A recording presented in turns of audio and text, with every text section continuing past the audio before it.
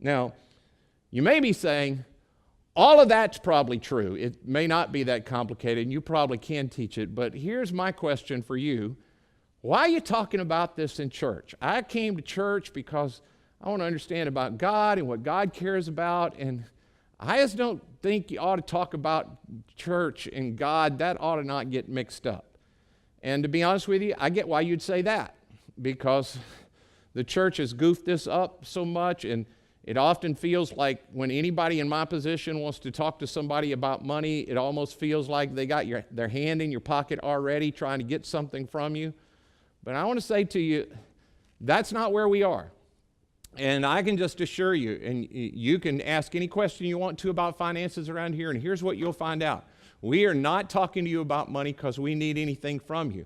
We're almost at the end of our church fiscal year, and we are way ahead of where we needed to be. And the reason for that is because throughout the history of this church, we've had people that understood how to manage things fiscally, and we don't spend more money than we take in. We're very responsible for that. We don't have very much debt at all. And here's the real truth.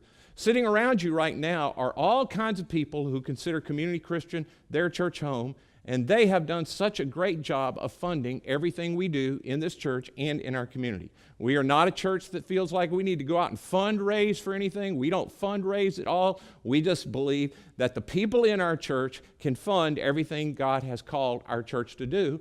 And so far, that has been completely true. So I'm not talking to you about this today because I have my hand in your pocket.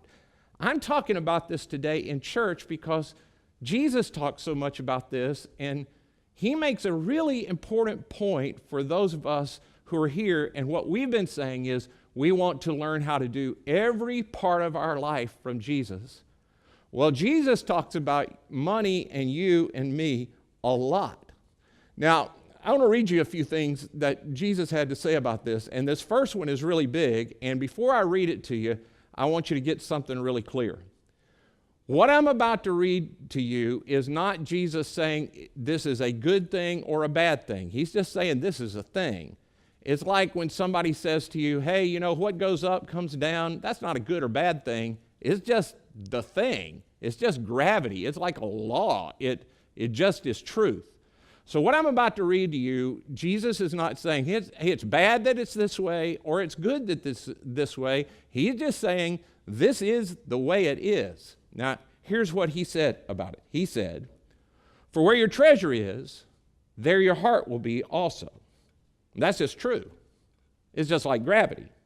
And since this is a statement of truth, that means that wherever you put your money, that's where your heart is going to be. Whatever is going on with your money, your heart is going to have a tendency to follow it. Whatever condition your finances are in, your heart's going to tend to be in a similar kind of financial situation, in a kind of emotional situation. Whatever your financial situation, your emotional situation is going to be kind of like that, because wherever your stuff goes, your heart tends to go. And that's why if you've ever been invested in a company, like you've given some money, you bought some stock, even though you may not know what the company did, somebody told you that was a good stock and you bought it, and when that little ticker thing went up, you felt something about it. When it went down, you felt something, because wherever your money is, wherever your treasure is, that's where your heart will go. Jesus says, if your personal finances are out of whack or they're like a mystery to you, your heart gets mixed up in all of that stuff. How can you give me your whole heart, and how can you follow me with your whole heart when this one big area of your life you don't even understand, you don't know anything about, and you haven't given that one area fully to me? You cannot follow me fully when you are not doing this area fully with me either.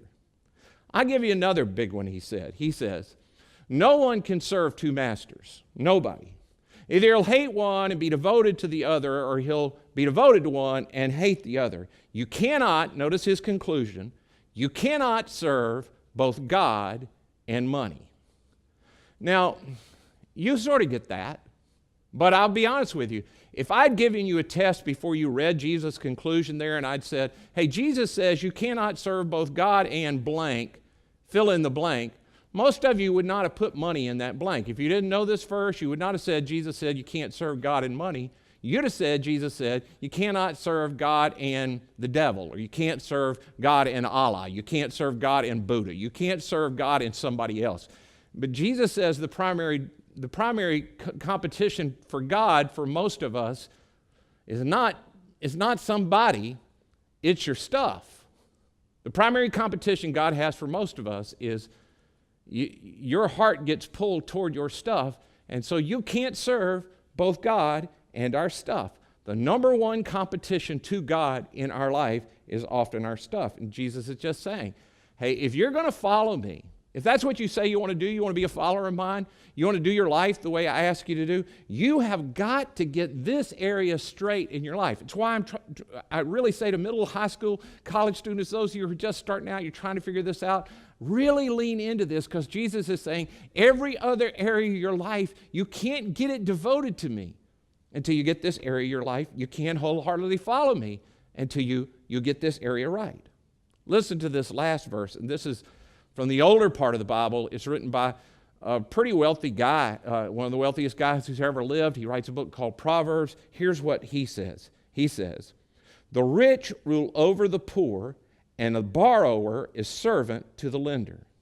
Now, you're supposed to be a servant of Jesus if you're a follower of Jesus, but when you get yourself deeply in debt, you got to serve, U.S. Bank, or you got to serve PNC. You got to serve them, and the borrower becomes a servant to the person you're in debt to.